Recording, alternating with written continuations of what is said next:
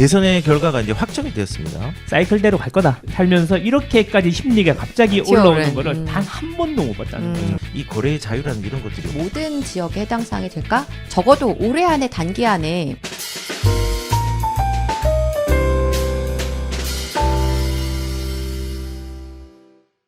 이게 대선의 결과가 이제 확정이 되었습니다. 궁금한 게 역대 대통령이 대선 이후에 집값이 뭐 떨어졌는지 올라갔는지는 뭐 다 알 수는 없겠지만은 보통 대선이 끝난 다음에 집값의 흐름들은 어떻게 좀 흘러갔나요? 우선 망고 선생님부터 먼저 얘기를 좀 해주시겠습니까? 저는 이게 대선이랑 상관없다. 그냥 가던 길 가는 거다. 그 이제 우리 이런 이야기 많이 하죠. 진보 정권이 들어오면 집값이 오른다. 그리고 이제 보수 정권이 들어오면 집값이 내린다. 이런 이야기 많이 하는데 그거는 이제 그 부동산 사이클이 올라갈 때 보통 진보 정권이 집권을 하고 그 다음에 다운될 때 그 보수 정권이 집권을 하더라. 그건 우연이었다. 우연. 그래서 이런 이야기하면 저 봐라 또 좌파 또 저 이런 이야기하니까 그래서 지금은 사이클이 바닥치고 올라가는 사이클이니까 대통령이 이제 이재명 씨로 됐는데 이재명 씨가 되든 안 되든 상관없이 사이클대로 갈 거다. 이런 이야기인 거죠. 좋습니다. 일단은 대선과 상관없이 사이클대로 갈 거라고 예시했는데 좀 구체적으로 유선 대표님께서 얘기를 좀 해주셨으면 좋겠는 게 정권별로 조금 다르지 않았나요? 어떤가요? 일단 이제 기본적으로 뭐 완전 이제 부동산 시장의 사이클을 완전 벗어나지는 못하지만 이제 심리적인 부분에서야 일시적인 영향은 분명히 미치는 부분이 있는 것 같아요. 그러니까 예를 들어서 2017년도 문재인 정부 출범할 때도 이제 거래량이 살살살 증가하다가 이제 정부 출범 시점부터는 좀 거래가 많이 증가했고 거래량만 본다면 거의 모든 정권이 들어오면서 거래량이 증가를 해요. 그러니까 이거는 특성이 통계 자료상으로 나오는 부분이기는 한데 거래량이 증가한다고 가격이 다 오르는 것은 아니지만 그러다 보니까 거래량이 쌓이면서 이제 가격이 올라가는 그런 경향도 나타나고는 있고요. 말씀하신 거 굉장히 공감하는데 결국 부동산 시장의 흐름대로 가는 것이고 어떤 정부가 마침 그 시기에 들어왔다. 그거에 따라서 가격이 움직이는 거 분명히 있는데, 그러니까 일시적인 심리적인 영향을 분명 미치는 부분이 있는 것 같습니다. 그래서 뭐 약간 불확실성이 제거된다거나, 특히나 지금 이번 그 대선 같은 경우에는 좀 특이한 대선이었잖아요. 그러니까 네. 어떤 탄핵으로 인한 대선이었기 때문에 과거 문재인 정부와 약간 유사한 부분이 분명히 있다고 생각을 하고요. 그리고 정부의 어떤 그런 그 정책 방향이 사실 돈 푸는 쪽으로 많이 가는 부분 그런 것들도 어느 정도는 이제 그 부동산 시장으로의 돈을 이렇게 유입시키는 요소로 작용하는 것이 아닌가 저는 좀 그렇게 보고는 있는데 네. 어쨌든 큰 틀에서 보면 사실 박근혜 정부 때도 굉장히 많은 규제를 풀어주려고 했지만 결국 나중에 가서 너무 가격이 오르니까 막판에는 규제를 다시 했단 말이에요. 네. 그러니까 이거는 어디까지나 망고 선생님 말씀처럼 이렇게 시장의 흐름에서 어떤 정권이 들어오든 간에 그 흐름을 따라가면서 나아지는 모습이고 마침 그러한 타이밍이 좀 약간 그 보수와 진보의 정권 사이의 그런 색깔을 약간 구분짓는 것처럼 약간 착각을 일으키는 부분도 있는 것 같아요. 네. 지금 보니까 얘기를 들어보니까 공통점이 이거 같아요. 흐름은 변하지 않는다. 그렇죠. 근데 심리적으로 그것들이 자극되는 시기들은 이 대선이라는 큰 이슈 때문에 있을 수 있다. 그렇게 이제 얘기를 하고 있는 것 같은데, 근데 좀 궁금한 게 우리가 이 대선의 정권 정책의 가치에 따라서 거래가 자유롭고 자유롭지 않고 뭐 이런 시기들이 좀 있었잖아요. 네. 근데 개인적으로는 이제 자유로운 거래가 이제 끝나는 게 아니냐라고 이제 생각하는 분도 있는데, 근데 이재명 이제 대통령이죠. 이제 당선 대통령이 입이 안 붙는데 예, 이제 주셔야죠 이제 어쩔 수 없어요. 방송 끄고 하는 것처럼 해봐요.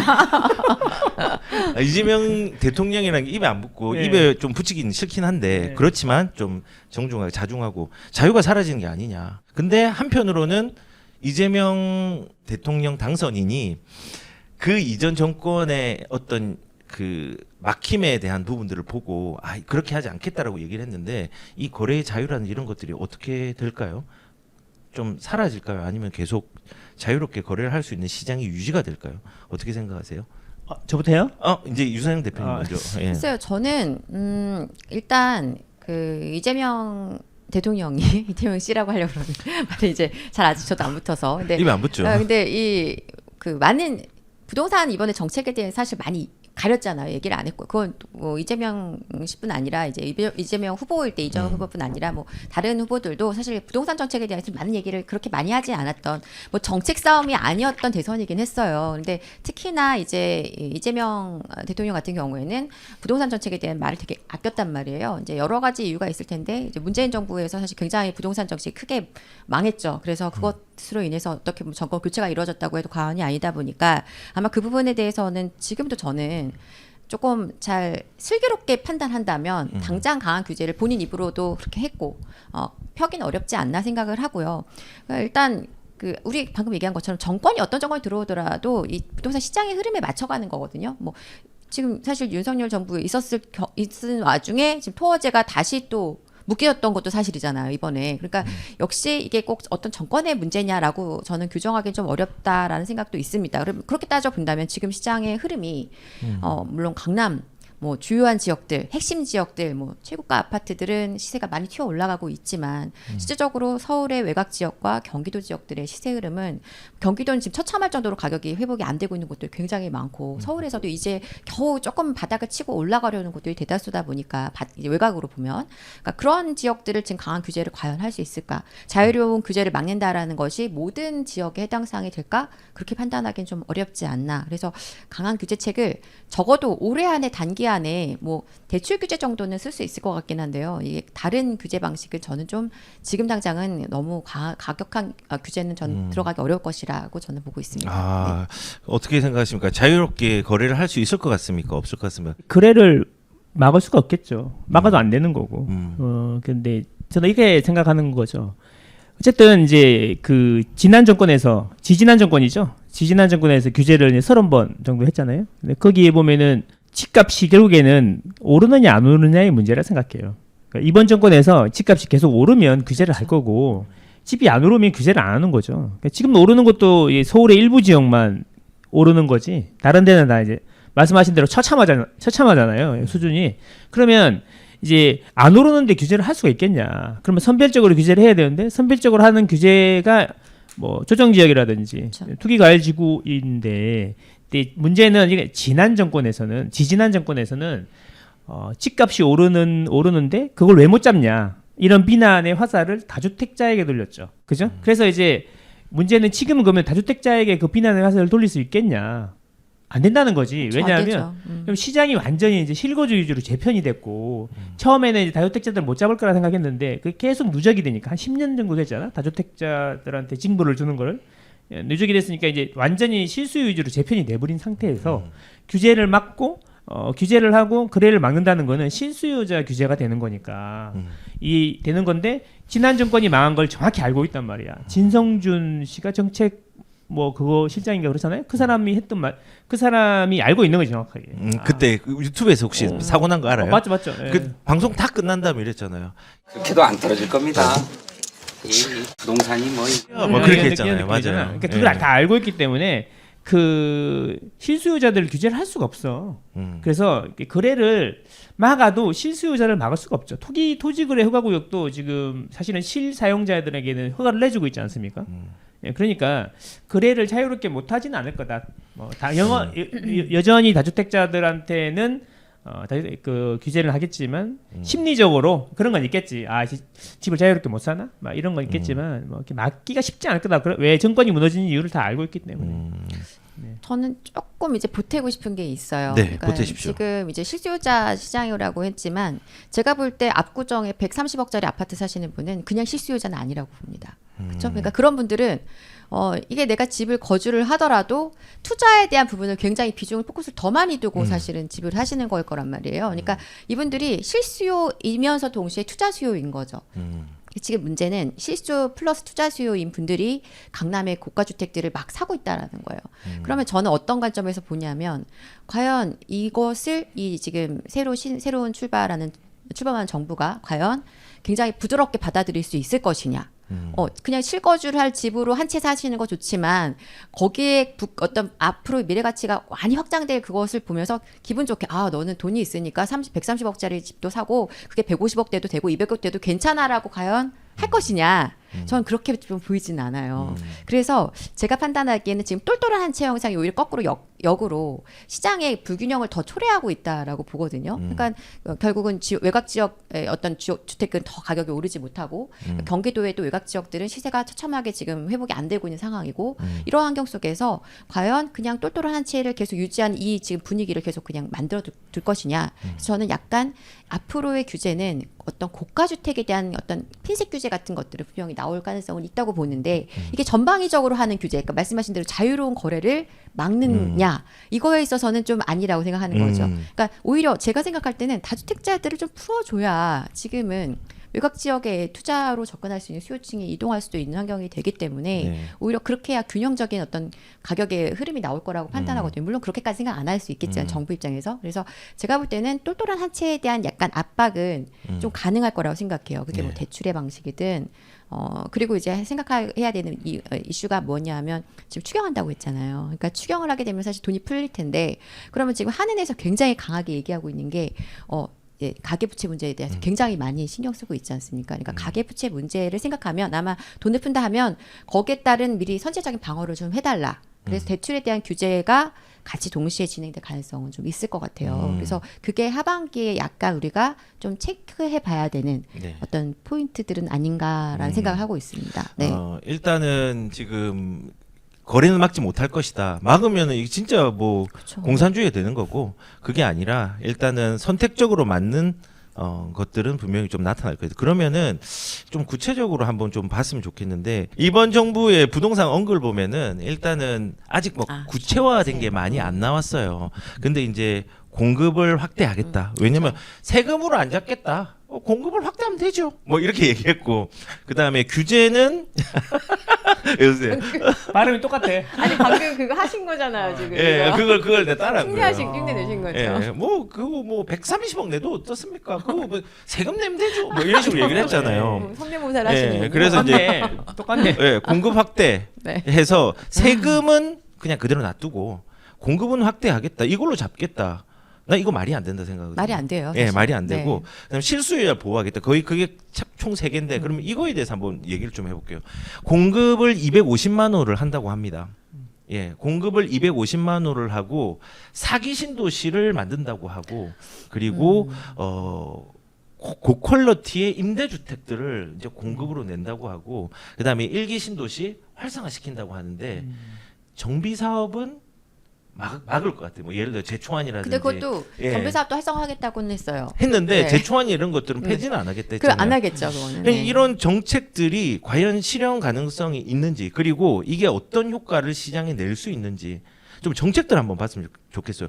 처음에 공급 250만 호 이거 가능한 얘기입니까? 사기 신도시 지금 당장 정권 내 불가능합니다. 불가능합니까? 네. 결론이 불가능하다. 불가능해요. 왜냐하면 일단 저는 3기 할 때도 문정부에서 3기 할 때도 저거 가능하지가 않다라고 얘기를 했었어요. 왜냐하면 그 빠른 시간 안에 공급을 할 수가 없는데 지금 당장 공급이 부족한 거잖아요. 근데 당장 공급은 그 유명한 말이 있지 않습니까? 빵이 아니지 않습니까? 그러니까 빵이 아닌데 공급을 얘기를 하면 심리적인 영향은 미칠 수 있겠죠. 심리적으로 좀 근데 지금 윤석열 정부 들어와서도 계속 이제 공급을 하겠다. 국토부 장관이 계속 얘기를 했었지만 사실적 상으로 공급이 잘 안 되고 있었잖아요. 더군다나 뭐 여러 가지 원자재 가격이랑 다 오르면서 더 공급이 어려운 그런 어떤 방향으로 가고 있고 이러다 보니까 제가 볼 때 지금 3기도 잘 안 되고 있는 상황이고 3기 공공으로 진행하는 토지 매입했던 것들 지금 다시 도로 돌려주는 상황이고 민영도 잘 진행이 안 되는 상황에서 이걸 과연 4기를 스타트할 수 있을까? 그래서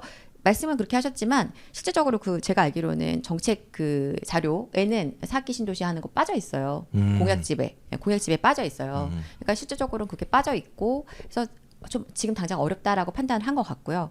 이제 1기 신도시를 적극 추진하려고는 하지만 이거 역시 지금 당장 뭐 분당만 하더라도 이주 수요를 어떻게 감당할 것이냐 문제들이 많이 노출되면서 빠른 진행이 지금 좀 어려운 환경이지 않습니까? 그러니까 공급으로 당장 시장의 분위기를 잡는다는 건 이거는 아예 불가능한 얘기다. 이건 누구나 아마 다 알고 계신 걸 것 같아요. 맞아요. 네. 그 우리 망고 선생님 어떻게 생각해요? 250만 호에 대해서 실현 가능성이 이걸로 부동산의 가격을 안정화시킬 수 있다고 보십니까? 그게 이제 그건 구호죠, 구호. 9호. 그거 10호가 아니라 9호. 구호.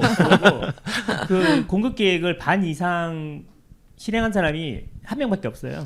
노태우. 노태우. 그렇죠. 네. 그리고 자기 임기 내 공급을 낸 사람 노태우밖에 없어요. 노태우랑 이명박도 있어요. 이명박도 이게 왜냐면 이제 세곡동이랑 맞아요. 내곡동에 자기 임기 반값 내 아파트, 내버렸어요. 보금자리 근데 주택. 그건 이제 서울시장 때부터 밑작업을 했으니까 아, 자기 밑작업. 임기 때 된 거고 그리고 뉴타운도 이제 자기가 작정하고 이제 연평이랑 이제 기름 비야 그렇죠. 이런 데를 했으니까 된 거고. 음.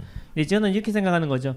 이게 그냥 고고 이게 안 되는 이유는 뭐냐면 매번 안 되는 이유는 이번에 공급 계획을 했잖아요. 그러면 다음 정권에서 입주를 한다는 그렇죠. 거죠. 맞아요. 빨리 되면 맞아요. 검단 신도시가 2000년에 노무현 때 지정했는데 맞아요. 아직도 입주하고 있지 않습니까? 음. 그죠. 그런 것처럼 250만 원은 그냥 구호고 차라리 그러면 이전 정권이나 이전 정권에서 하던 거를 해주는 게 더 이제 효과가 있는 거지. 그러니까 결국에는 3기 신도시를 잘하는 거. 어떻게 잘하느냐가 그렇죠.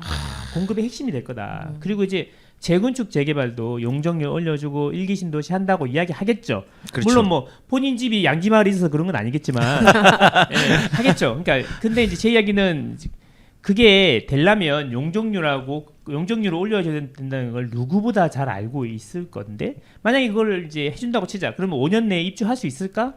안 되죠. 그것도 안 되지. 못하죠. 예, 그러면 네. 결국에는 뭐냐면 지금 현재 진행되고 있는 사업 시행인가 나 있는 재개발 재건축 도심에 있는 거를 잘 해줘야 되는데 이제 지금 얘기하는 게 임대를 거기다 많이 넣겠다는 이야기를 하고 있는 거잖아요. 그러니까 이게 임대를 많이 넣으면 사업성이 안 나오지. 떨어지니까 그렇죠. 떨어지면 용적률을 더 올려줘야 돼.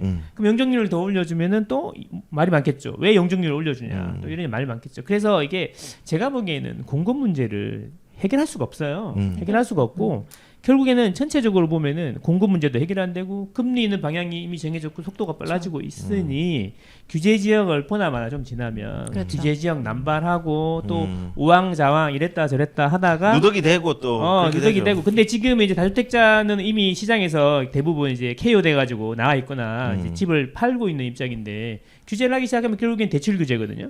대출 규제 당장 해가지고 하면 실수요자들이 이제 집을 못 사게 되고 맞아요. 그러니까 이게 아마 머리가 엄청 아플 겁니다. 그러는 사이에 집값은 어떻게 된다? 올라간다. 아 그렇지. 그래서 이게 정권이 문제죠. 누가 돼도 상관없다. 그 얘기도 조금 이따가 하긴 할 건데 저도 이제 공감을 하는 게 이런 겁니다.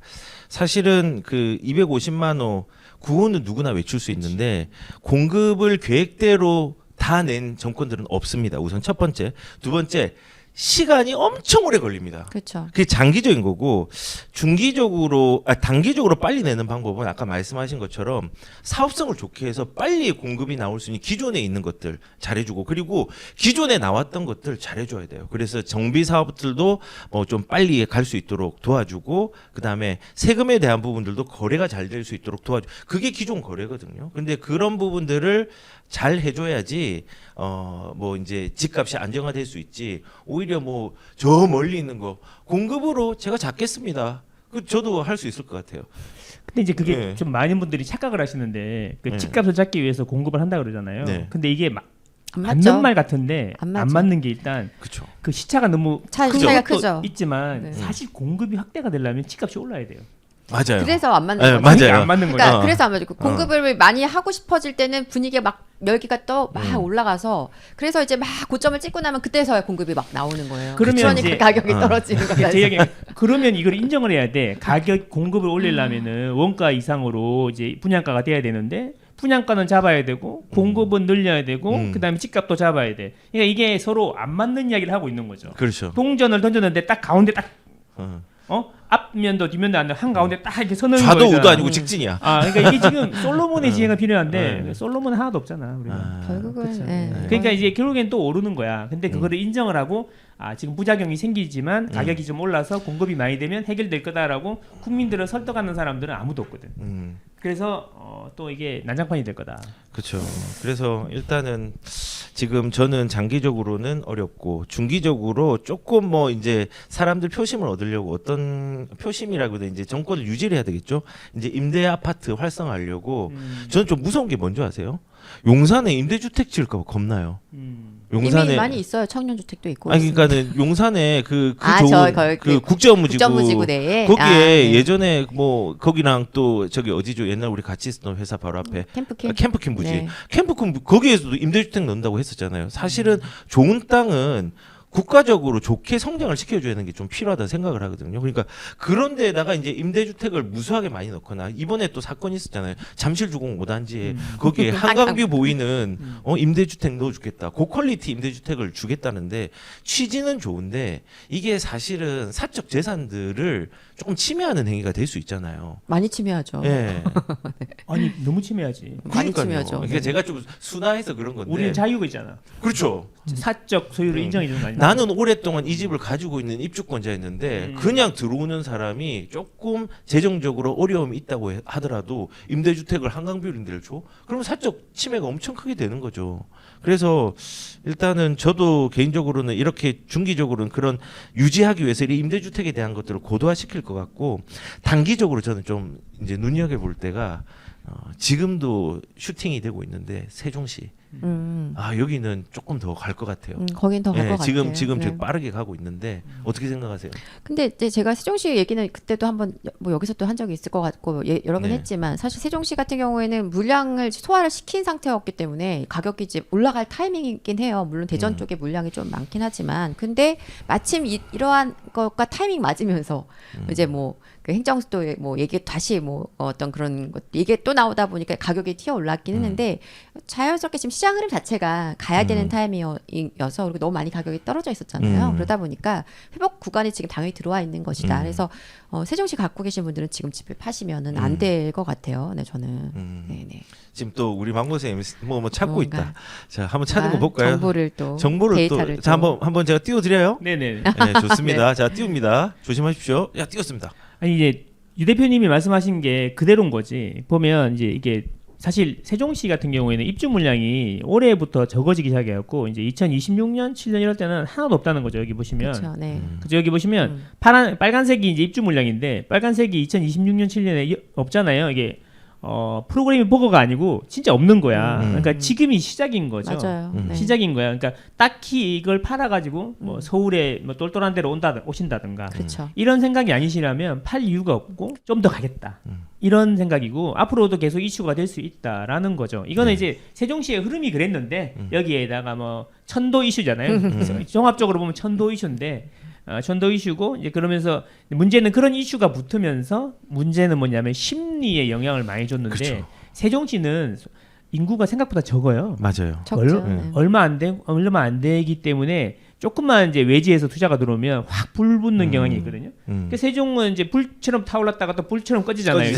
이게 2년 사이클로. 그러니까 이제 중요한 게 뭐냐면 갖고 계신 분들은 타이밍을 잡는 거는 앞으로 1, 2년은 나올 텐데 여기 이제 분양 대기 중인 땅이 또 많아요. 그렇죠. 그래서 아마 이제 조만간에 원시점. 네, 맞아요. 쏟아질 건데. 공급이 또 나올 수 있으니. 근데 이제 네. 여기는 또 전국 청약이잖아요. 그렇죠. 그래서 전 국민이 달려든단 말이에요. 그러면 이제 이게 쉽게 흔들릴 수 있는 게 작은 웅덩인데 작은 웅덩이라 쉽게 흔들릴 수 있는데 사람들이 관심이 쏠리니까 보시면 재밌는 거 제가 하나 보여드릴게요. 세종이 얼마나 지금 이제 미쳐나면은 표현이 좀 그렇긴 한데 이게 심리거든요. 오른쪽 위에 제일 위에 요거잖아요. 요거. 지금 나는 평생을 살면서 이렇게까지 심리가 갑자기 올라오는 거를 단 한 번도 못 봤다는 거죠. 물론 그래서 지금 숨고르기를 하고 있지만 이게 물론 이 뭐 이재명 그 후보 이제 후보 시절에 띄운 것도 있고 그 다음에 하락론자들이 여기를 오른다고 하면서 아니 항상 떨어진다고 하는 사람이 갑자기 여기 사라고 캡투를 해도 된다고 막 그래갖고 그래서 깜짝 놀랐는데 어쨌든 이래서 작은 도시에 너무 심리적으로 이제 오버슈팅 된 거 맞고 대표님 말씀처럼 유 대표님 말씀처럼 올랐다가 지금 심리가 좀 주춤하긴 하지만 이게 끊어지진 않을 거다. 좀 더 간다. 이렇게 생각합니다. 예. 네, 그렇게 생각을 하신다고 갑자기 이제 세종시 얘기를 했는데 또 갑작스러운 질문에도 데이터를 확 봐주셔서 이제 감사합니다.